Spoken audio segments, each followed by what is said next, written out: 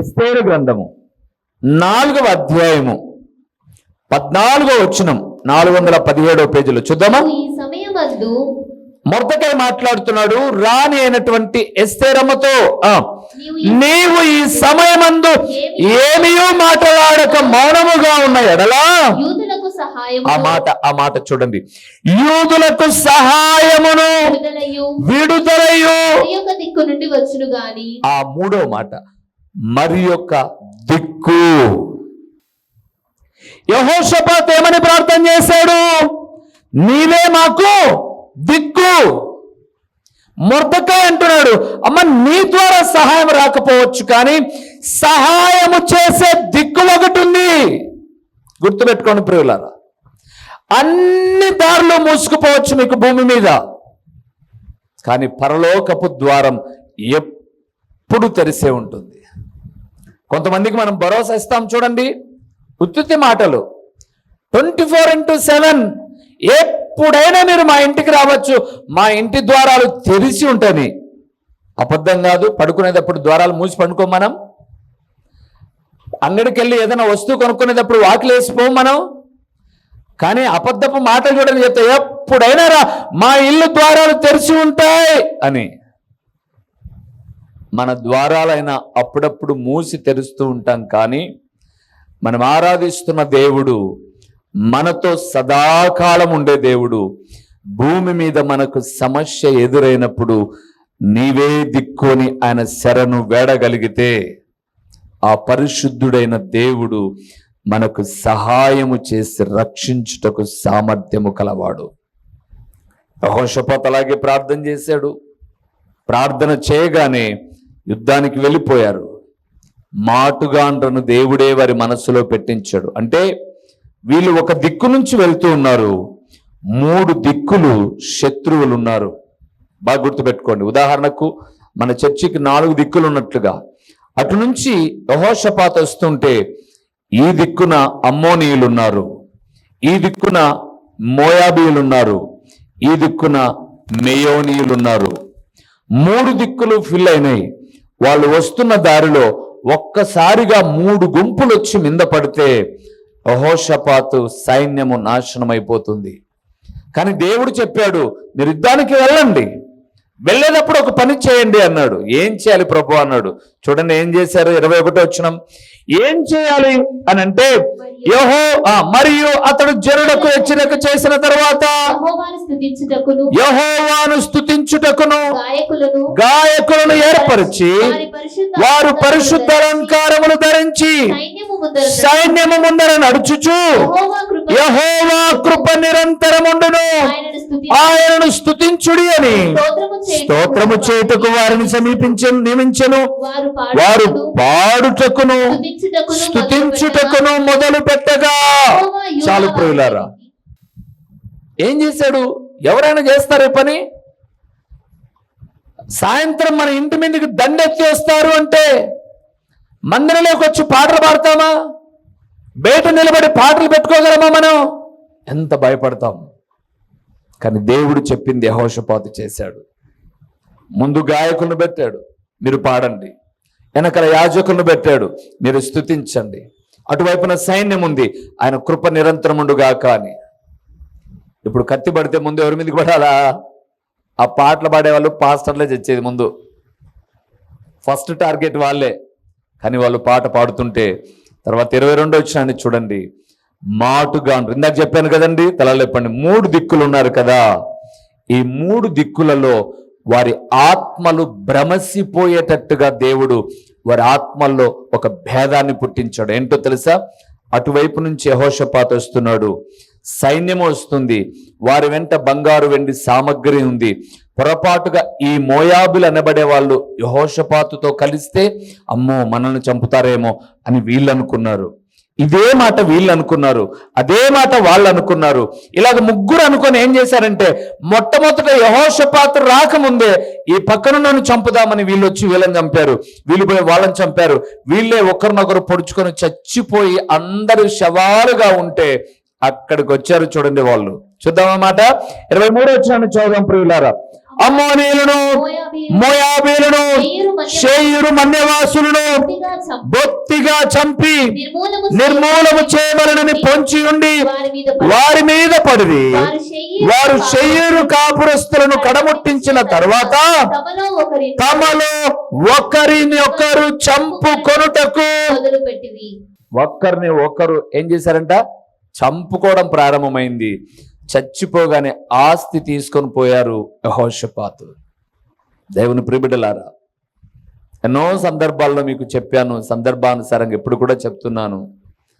ఈ పులివెందుల పట్టణంలో సేవ ప్రారంభించిన నాటి నుంచి నేటి వరకు ఎన్నో విపత్కరమైన పరిస్థితులు నేను ఎదుర్కొంటూ వచ్చినప్పుడు నేను నిలబడింది ఒక్కనే అని అందరూ అనుకున్నారు. కానీ నాతో పాటు ఆయన నిలబడి రక్షిస్తూ వచ్చాడు.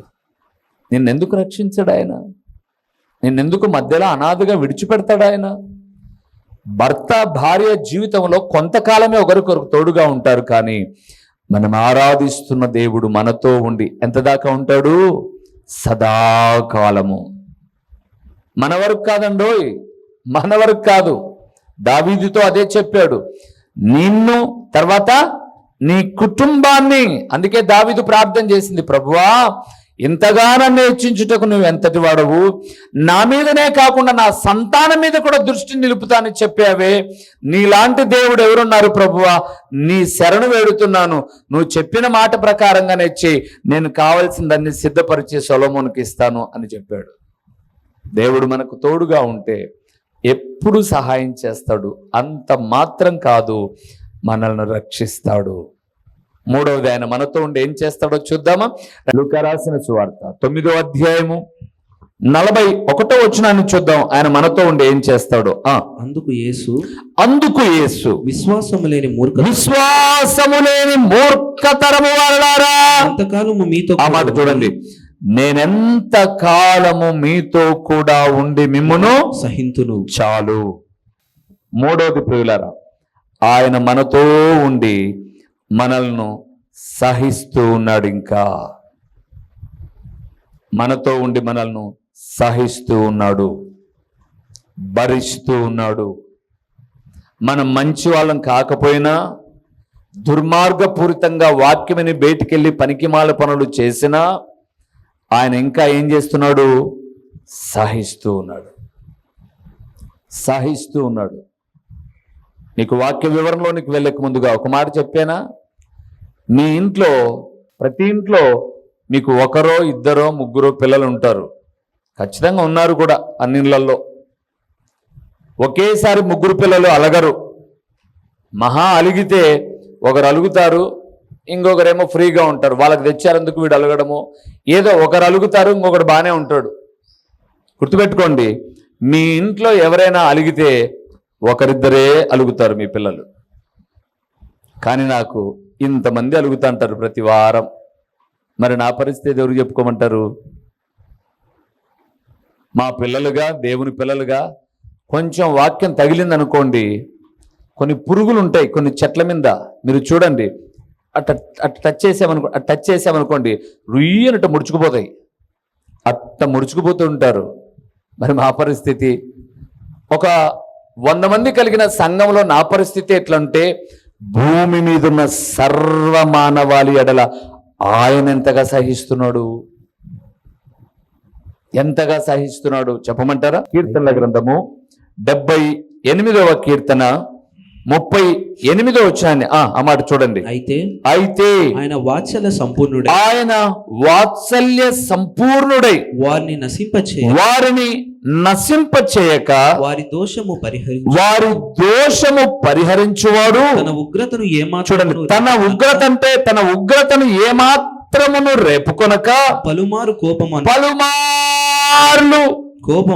కోపాన్ని అణుచుకొని ఏం చేస్తున్నాడంటే దేవుడు కోపరా అనుకున్నాడు, అంచుకుంటూ ఉన్నాడు. ఆయన కంట్రోల్ చేసుకుంటున్నాడు. ఆయన ఎందుకో తెలుసా? ఆయన కోపపడితే భూమి మీద ఉన్న మానవులు సైతం ఏమైపోతారు? మట్టి అయిపోతారు. అందుకే నీ కోపానికి తాళగలవాడు ఎవడు ప్రభువా అన్నాడు భక్తుడు. ఇంకా కీర్తనాకారుడు 30వ కీర్తనలో మాట్లాడుతుంటాడు, నీ కోపము నిమిషం మాత్రమే, నీ దయ ఆయుష్షు కాలం. సహిస్తున్నాడు దేవుడు. గుర్తుపెట్టుకోండి దైవజనాంగమా, ఈ రోజు వరకు నీవైనా నేనైనా బ్రతికి బట్ట కట్టగలిగాము అంటే మన ప్రార్థన, మన భక్తో, మన శక్తో, మన అర్పణ ఏది కాదు. సహిస్తూ ఉన్నాడు ఆయన. ఎంతగా అంటారా? ఇంకో మాట కూడా చూపిస్తాను. పేతురు రాసిన 2వ పత్రిక 3వ అధ్యాయము 9వ వచనాన్ని చదువుతున్నాం. కొందరు ఆలస్యమని ఎంచుకున్నట్లు ప్రభు తన వాగ్దానమును గురించి ఆలస్యము చేయవాడు కాడు గాని, ఎందుకట ఎవడు నశింపవలనని ఇచ్చయింపక అందరూ మారు మనస్సు పొందవలనని కోరుచు నీ ఎడల ఏ శాంతము? దీర్ఘశాంతం. ఈ రోజు వరకు శాంతమూర్తి అయిన ఎందుకోసము అనంటే నశించిపోతారు నేను కోపగించుకుంటే, మసి అయిపోతారని, మారు మనస్సు పొందాలని దీర్ఘశాంతము కలిగిన దేవుడై సహిస్తూ మనతో వస్తూ ఉన్నాడు. ఇంకా అలాగని ఎప్పుడు సహనమే కలిగి ఉంటాదనుకోమాకండి. ఆయన కోపానికి తాళగలవాడు ఎవడు లేడు. అందుకే సామెతల గ్రంథంలో జ్ఞాని అయిన సొలొమోను అన్నాడు, ఎన్నిసార్లు గద్దించినను లోబడని వాడు మరి తిరుగు లేకుండా హఠాత్తుగా నాశనం. ఎన్నోసార్లు చెప్తాం కొంతమందికి, వినరు వినరు వినరు వినరు వినరు వినరు వినరు హఠాత్తుగా చచ్చిపోతారు. చూడండి, దేవుని శాంతాన్ని, దేవుని సహనాన్ని మనము చాతగానితనంగా తీసుకోకూడదు. ఆయన మనతో ఉన్నది ఎందుకో తెలుసా? మనతో నడుస్తున్నది ఎందుకో తెలుసా? అప్పుడప్పుడు మనం అంటాం చూడండి మన పిల్లలను, చూస్తున్నా, నిన్ను చూస్తూ ఉన్నా, సహిస్తూ ఉన్నా, ఒక్కరోజు పట్టుకున్నానంటే ఎముకలు ఎంచుతా అంటాం. ఎముకలు ఎంచకపోయినా కనీసం ఈపు వాయగొట్టనైనా వాయగొడతాం. ఎన్ని మాటలు చెప్పానురా నీకు, ఎన్ని మాటలు చెప్పానే నీకు, చలనమే లేదా, చెబుతున్నా అదే తప్పు చేస్తావని మన పిల్లలు వీపు వాయగొడతాం. బహుశా ఇప్పటికే కొంతమంది వీపులు వాసాయి అంటే కొన్ని శ్రమల గుండా వెళ్ళారు. అయినా మార్పు చెందకపోతే హఠాత్తుగా భూమి మీద నుంచి వెళ్ళిపోవాల్సి వస్తుంది. దేవుడు మనతో ఉండి సహనము చూపుతూ, కీర్తనాకారుడు అన్నాడు, తన కోపాన్ని అణుచుకుంటూ ఉన్నాడట. ఎంతకాలమో తెలుసా? గ్రంథం 42వ అధ్యాయము 14వ వచనాన్ని ఒక్కసారి చూడండి. ఎంత మాట! చిరకాలము నుండి నేను మౌనముగా ఉంటిని, ఊరకొని నన్ను అణచుకొంటిని. ఎందుకని? మారతావని. ఆయన అణుచుకుంటున్నది చేతకాక శిక్షించలేక కాదు, మారతావని అణుచుకొని ఉన్నాడు. అందుకే దేవుని వాక్యం సెలవిస్తుంది, ఆయన మనతో సదాకాలం ఉండేవాడు. రెండవది, మీతో కూడా ఉన్నవాడు రక్షించే దేవుడు, మీతో కూడా ఉన్నవాడు సహించే దేవుడు. చివరిగా ఒక్క మాట చెప్పి నేను ముగిస్తాను ప్రియులారా. దినవృత్తాంతములు 2వ గ్రంథానికి మరొకసారి వద్దాం. 19వ అధ్యాయము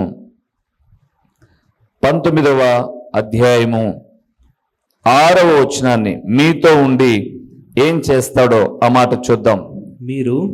మీరు యెహోవా నియమమును బట్టియే గాని మనుషుల నియమమును బట్టియే గాని తీర్పు తీర్చవలసిన వారు కారు.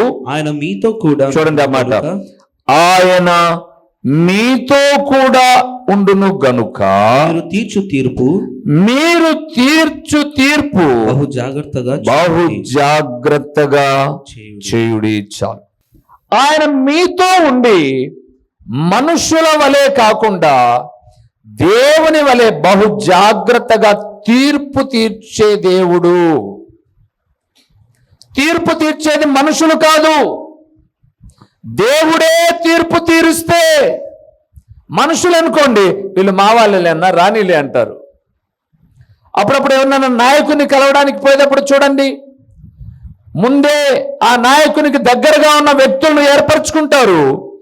వారితో మాట్లాడుకొని ఎంతమంది అన్న క్యూ ఉండని, లైన్లో ఉండని, వాళ్ళు వెళ్ళి వాళ్ళ ద్వారా లోపలికి వెళ్ళిపోతారు. ఏంటి వాళ్ళ లోపలికి వెళ్ళిపోతున్నారంటే, వాళ్ళు మా వాళ్ళండి, మేము పంపించుకుంటాం. ఇప్పుడు దేవుడే తీర్పు తీరిస్తే మనుషుల నియమం ఉండదు. మనుషుల నియమం ఏంటో 7వ వచనం చదవండి, అక్కడే ఉంది చూడండి. మనుషుల నియమం ఏంటో చూడండి, దేవుని నియమం ఏంటో చూద్దాం. యెహోవా భయం యెహోవా భయము మీద ఉండును గనుక నీ మీద ఉండును గాక, హెచ్చరికగా నుండి హెచ్చరికగా నుండి తీర్పు తీర్చుడి. తీర్పు తీర్చుడి. మన దేవుడైన యెహోవా మన యందు దేవుడైన యెహోవా యందు దోషము లేదు, ఏంటట? దౌష్ట్యము లేదు. ఆయన పక్షపాతి కాడు, పక్షపాతి కాడు, లంచము పుచ్చుకుని లంచము పుచ్చుకొనువాడు కాడు. కాడు. మనుషులైతే పక్షపాతి, ఆ రెండవది లంచం పుచ్చుకొని ఏం పని చేయమంటే చేస్తారు. మనుషుల తీర్పు, దేవుని తీర్పు చెప్తున్నాను ప్రియులారా. మనుషులు లంచం తీసుకొని ఏం చేయాలో అది చేస్తారు. అందుకే అప్పుడప్పుడు చూడండి, అయ్యా పని చేయండి, పని చేయండి, పని చేయండి అని తిరుగుతుంటే గనా, మొన్నటి దినాన్ని అట్లే అన్నాడు. ఈ చర్చికి కావలసినటువంటి డీఫారం కోసం తిరుగుతుంటే తిప్పుతున్నారు, తిరుగుతూ ఉన్నాం. సర్వేర్ అన్నారు నాతో, ఎందుకు సార్ తిరుగుతారు అన్నాడు. మరి కావాలి కదా, పని కావాలి కదా అంటే, అవసరం లేదు సార్, మీరు డబ్బులు ఇవ్వండి, వాళ్ళే మీకు ఇంటికి తెచ్చిస్తారన్నాడు. అలాగనా, సరే ఎంతనో మీరే మాట్లాడండి అన్నాను. నేను మాట్లాడతానులే అన్నాడు. నిజంగా వాళ్ళే మాట్లాడారు, సాయంత్రానికి తెచ్చిచ్చారండి. వాళ్ళు అడిగింది వాళ్ళకి ఇస్తే ఆ పని సాయంత్రానికి అయింది. మనుషులు లంచము తీసుకునేవారు. దేవుడికి నువ్వు ఈ పాపం చేసి ఆయనకు లంచం ఇచ్చినట్టుగా కానుకిస్తే నీ మీద ఉన్నటువంటి దోషాన్ని, పాపమే లేదు ఇతను మంచోడు అని ఆయన తీర్పు తీర్చేవాడు కాదు. లేదా నువ్వేదో అన్నదానం చేసావనో, నువ్వేదో వస్త్రదానం చేసావనో నీ పాపాన్ని తొలగించేవాడు కాదు. ఖచ్చితముగా ఆయన మీతో ఉండి నియమమును బట్టి తీర్పు తీరుస్తాడు. అందుకే అక్కడ రాయబడింది, ఆయన పక్షపాతి కాడు. ఒకరిని ఒకలాగా, ఒకరిని ఒకలాగా, ఒక జాతిని ఒకలాగా, ఒక కులాన్ని ఒకలాగా, ఒక మతాన్ని ఒకలాగా ఏర్పరిచేటటువంటి రాజకీయ నాయకుడు కాదు ఆయన. రాజకీయ నాయకుడు కాదు ఆయన. మెజారిటీ ఎవరైతే ఉందో వారికి కొమ్ము కాసేటటువంటి రాజకీయ నాయకుడు కాదు ఆయన. మైనారిటీగా ఉన్నారు కదా, వీళ్ళు ఏమి నోరెత్తలేరని అనగదొక్కేవాడు కూడా కాదు ఆయన. ఆయన న్యాయవంతుడైన దేవుడు. అందుకే బైబిల్ గ్రంథం సెలవిస్తుంది, ఆయన మీతో ఉంటే నియమమును బట్టి, అనగా క్రమమును బట్టి ఏం చేస్తాడైనా? తీర్పు తీరుస్తాడు. దావీదుని గురించి దేవుడు అన్నాడు, నా హృదయానుసారుడైన మనుషుడు ఒకడున్నాడు, నేను కనుగొన్నాను అన్నాడు. కనుగొన్న దావీదులో ఉన్నటువంటి పాపాన్ని బట్టి దావీదునేమి నెత్తిన పెట్టుకొని తిప్పల. దావీదు ఒక్కడిని చంపాడు, ఒక్క ఉరియాను చంపాడు. దావీదు ఇంట్లో ఎన్ని శవాలు లేసాయి? 4 లేసాయి. దావీదు ఒకరి భార్యను తన కౌగిట్లోనికి చేర్చుకోవడానికి, తన మీద నింద లేకుండా చేసుకోవడానికి ఒక్క ఉరియానే చంపాడు. కానీ దేవుడు ఏం చేశాడంటే, ఎంత ఇష్టమైనా సరే రాజ్యపడే ప్రసక్తే లేదని దావీదు కూతురు చచ్చింది, కొడుకు చచ్చాడు, ఆ గర్భవాసమున పుట్టిన 4 చచ్చారు. సరే, ఇప్పుడు మోషే దగ్గరికి వద్దాం. మోషే నా ఇల్లంతటిలో ఎలాంటి వాడు? నమ్మకమైన వాడు. ఆ మంచోడు ప్రభు, మోషే నమ్మకమైనవాడే. మరి మోషేని ఎందుకు ప్రభు నువ్వు ఆ కానానుకు పిలుచుకోవాలా? ఎందుకు పిలుచుకుపోలేదో తెలుసా? నా ప్రజలైనటువంటి వారితో మాట్లాడేటప్పుడు మాట జారాడు. తన కోపానికి లోనై నేను బండతో మాట్లాడమని చెప్తే బండనేం చేశాడు? కొట్టాడు. ఆ బండలో నేనున్నాను. కోపం అంచుకోలేక, ద్రోహులారా మీకు నీళ్లు కావాలా నేను ఇస్తానని చెప్పి ఆ బండను కొట్టాడు. ఆ బండ మన ప్రభు అయిన యేసు క్రీస్తు అని చెబుతుంది.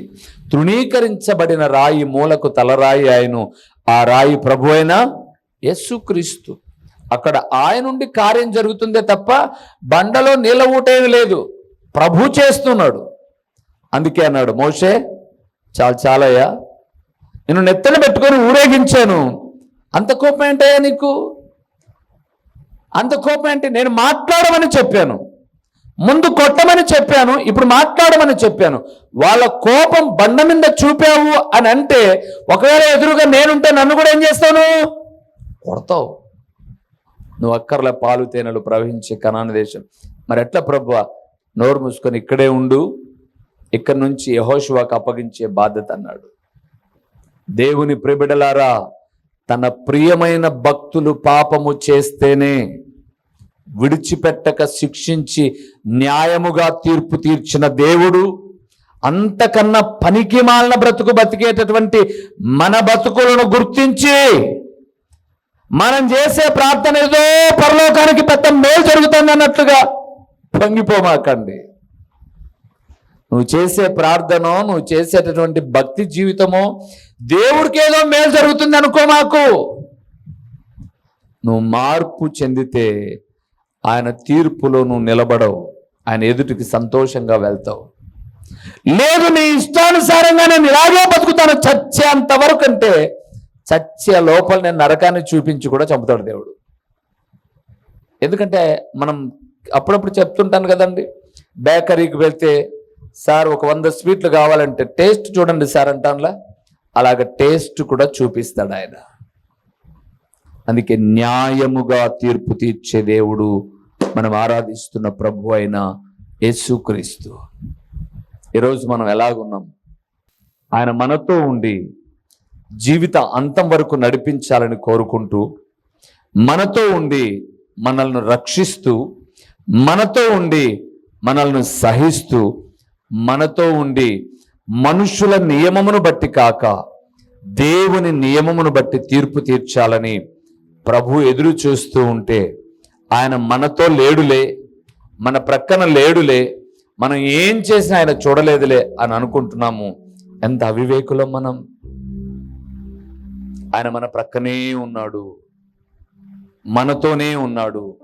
మనం పాపం చేసే ప్రతిసారి, మనం తప్పు చేసే ప్రతిసారి, మనం పనికిమాల పనులు చేసే ప్రతిసారి మన ప్రక్కన నిలబడి ఏం చేస్తున్నాడు తెలుసా? ఆయన రోదిస్తూ ఉన్నాడు.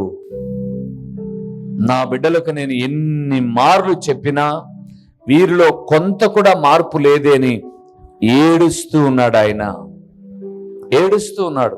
ఎట్లా? మీ పిల్లలు చిన్న పిల్లలైతే మీరు కొడతారు, అదే ఎదిగిన పిల్లవాడైతే, వాడు ఒక వయసు వచ్చిన వాడైతే, కొట్టే స్థాయి దాటిపోయింటే అప్పుడు ఏం చేస్తారు మీరు? అరే వీని గురించి నేను ఎన్నో ఆశలు పెట్టుకున్నాను, వీడిలాగా తయారైపోయాడే అని చెప్పి తల్లిగా తండ్రిగా ఏం చేస్తాం? మనం ఏడుస్తాం. మేము సభల నిమిత్తమై వెళ్తూ ఉంటే ఎందరో తల్లిదండ్రులు వచ్చి మా ఎదుట ఏడుస్తూ ఉన్నారు. ఎందుకమ్మా ఏడుస్తూ ఉన్నారు? వాడు పెళ్లి కాకముందు చాలా బాగుండేవాడన్నా, పెళ్ళైన తర్వాత చాలా చెడిపోయాడు, ఇప్పుడు మేము చెప్పినా మా చేయి దాటిపోయాడు, ఇలాగే బ్రతికితే ఏమి నాశనం అయిపోతాడో బాధపడుతున్నాం, మేము కన్నీళ్లు కారుస్తున్నాం. వాడి మార్పు కొరకు ప్రార్థన చేయండి.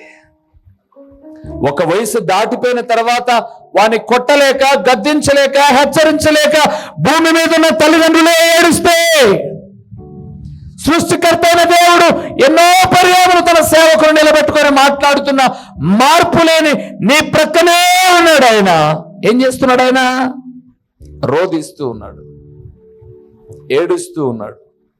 అందుకే అపోస్తలుడైన పౌలు గలతీయులకు రాసిన పత్రికతో అన్నాడు, మీరు మరలా పాపం చేసేటప్పుడు మరలా ఆయన ఏం చేస్తున్నారు? సిలువ వేస్తున్నారు. మీరు ఒకసారి అసూయ చేత రోమా గవర్నర్ వాళ్ళు సిలువ వేస్తే, తన స్వజనులను పడేవాడు సిలువ వేస్తే, మీరు ప్రతిరోజు ఆ ప్రభును సిలువ వేసి గాయాలలో గాయము చేసి చంపుతూ ఉన్నారు. తీర్పు ఉంది ఒకరోజు. జాగ్రత్త పరచబడదాం. ఈ సమయం ముందు ప్రభు అంటున్నాడు, మనతో మేలు చేయడానికి ఆయన వస్తూ ఉంటే మనము కీడుగా బ్రతికి, నీతి లేకుండా బ్రతికి, డబ్బు కోసం గడ్డి తిని, ఇంకా చెప్పాలంటే నీచాతినీచంగా బ్రతికి ఏం మూట కట్టుకుంటాం, చచ్చాక ఏం తీసుకుపోతాం వెనకబడితే? మార్పు చెందలేదా? భూమి మీదనే బహుఘోరమైన నరకం ఉంది. జాగ్రత్త పరచబడదాం, జాగ్రత్త పరచబడదాం, జాగ్రత్త పరచబడదాం. లేచి నిలబడండి, ప్రార్థన చేద్దాం. మహాగణుడైన దేవుడు, మహోన్నతుడైన దేవుడు, ఆయన తీర్పులో పక్షపాతం ఉండదు. ఆయన లంచం తీసుకొని మాట మార్చేవాడు కాదు. కొంతమంది భూమి మీద చాలా పనికిమాల పనులు చేసి పలానా ఉండిలో 40 కోట్లు వేశారు, 50 కోట్లు వేశారంటారు. ఎలాగొచ్చాయి కోట్లు? లేదా పలానా అయినా పాపము చేసి ఇచ్చేటటువంటి దాంట్లో ఆయన మారతాడనుకుంటున్నారా? ఆయన డబ్బు మనిషి కాదు, డబ్బు పిచ్చోడు కాదు, లంచగొండి కాదు, పక్షపాతి అంతకన్నా కాదు. అందుకే ఆయన బిడ్డలముగా మార్పు చెందుదాం. ఆయన మనతోనే ఉన్నాడు. మనం తప్పు చేసే ప్రతిసారి బాధపడుతూ ఉన్నాడు, ఏడుస్తూ ఉన్నాడు, కోపాన్ని అణుచుకుంటూ ఉన్నాడు. మనం మార్పు చెందకపోతే తీర్పులో నిలవబడ్డప్పుడు, ఒక దినాన గొర్రెపిల్లగా వచ్చిన దేవుడు కొదమసింహమై వచ్చినప్పుడు మన జీవితాలు అగమ్య గోచరం అవుతాయి. కాబట్టి ఇప్పుడే పరివర్తన చెంది ప్రభు అడుగు జాడల్లో నడుద్దాం, ప్రార్థన చేసుకుందాం. మహాపరిశుద్ధుడువైన మా ప్రియమైన పరలోకపు తండ్రి, మహోన్నతుడువైన దేవా, మీ ఘననామమునకు స్తోత్రములు చెల్లిస్తూ ఉన్నాము నాయనా. స్తుతినందదగిన పరిశుద్ధుడువైన దేవుడవు తండ్రి. మేము నమ్మదగిన వారము కాదు, నువ్వు నమ్మదగిన దేవుడవు. మా ప్రక్కన మాతోనే ఉండి మీరు చేసే విలువైన పనులేంటో మీ మాటల్లో నుంచి కొన్నిటిని మేము ధ్యానం చేసినప్పుడు మేము భయపడకుండా, మమ్మల్ని అనాథలుగా విడిచిపెట్టకుండా సదాకాలము మాతో ఉండడానికి ఇష్టపడిన దేవుడవు మాత్రము కాక మమ్మల్ని రక్షించుటకు తండ్రి, మమ్మల్ని బలపరచుటకు చాలిన దేవుడవు నాయనా. నువ్వు నేడు మేము అనుభవిస్తున్న ఈ రక్షణ భాగ్యం, ఆనందం మీదే. కాబట్టి మీరేదో చేతగాని దేవుడు, చూడని దేవుడు అని మా ఇష్టం వచ్చినట్టు మేము బ్రతికి భూమి మీద బహు వేదనకరమైన జీవితాన్ని చవి చూడకుండా జాగ్రత్త పరచబడి నేడే వాక్యం వింటుండగా పరివర్తన చెందడానికి సహాయం చేయండి. ప్రకటించబడిన పరలోకపు సంగతులు వ్యర్థముగా పోకుండా సారవంతమైన నేలను పడిన విత్తనము వలె 30దంతలుగా 60దంతలుగా 100అంతలుగా ఫలింపచేసి మీ ఘననామానికి మహిమ ఘనత ప్రభావములు మీరు కలుగు చేసుకునమని ఎంతైనా నమ్మదగిన దేవుడవైన మీకు స్తుతులు చెల్లించుకుంటూ యేసు నామములో అడిగి పొంది ఉన్నాము తండ్రి, ఆమేన్. మా చిరునామా దైవజనులు బ్రదర్ ఓ రూబేన్ గారు, క్రీస్తు ప్రార్థనా మందిరం, డోర్ నెంబర్ 1-10-386, నగరిగుట్ట, పులివెందుల, కడప జిల్లా. మీ ప్రార్థనా అవసరాల కొరకై సెల్ నంబర్ 9989067409.